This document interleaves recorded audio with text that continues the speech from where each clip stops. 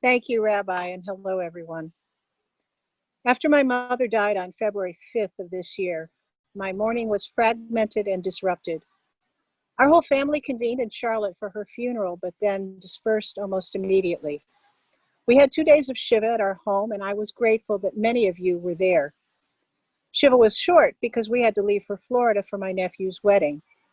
I couldn't fully enjoy being in Florida despite the happy occasion, the sunshine, and having our family together again.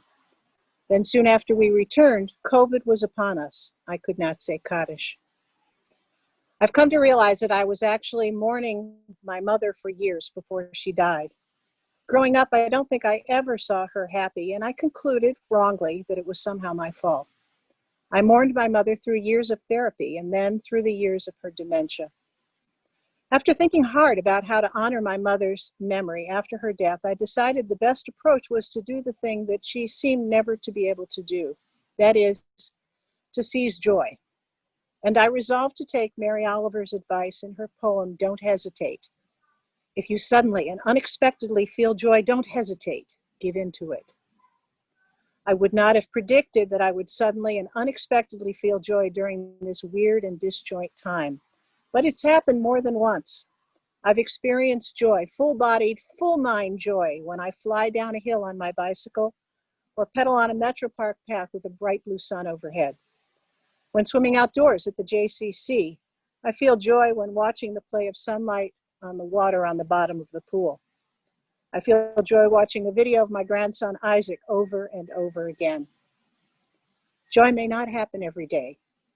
Our present constricted routines easily become numbing. There's so much uncertainty, so much that causes outrage, concern, or fear, that it's tempting to choose a hardened heart. It's certainly been my experience that having allowed myself moments of pure joy, I also feel anger, despair, and frustration more deeply. I will be challenged as late fall and winter arrive. I may find myself consciously choosing not to feel or falling back into my old ways. I know I must keep in mind that choosing to feel is choosing life, and that it is the Jewish way. Rabbi Yitz Greenberg writes in The Jewish Way, Living the Holidays. Rabbi Israel Salanter once wrote that to be a good Jew, one has to have every human quality and its opposite. The Torah does not consecrate prohibition. It offers the full range of human emotion and behavior. There is a time to cry and a time to laugh, a time to mourn and a time to dance. Correct behavior consists of when one does all these acts and how.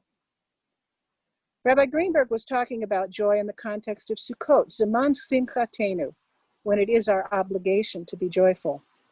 He points out that Sukkot follows on the heels of Yom Kippur, which Rabbi Greenberg describes as the most aesthetic, self-denying, guilt-ridden, awesome holy day of the Jewish year.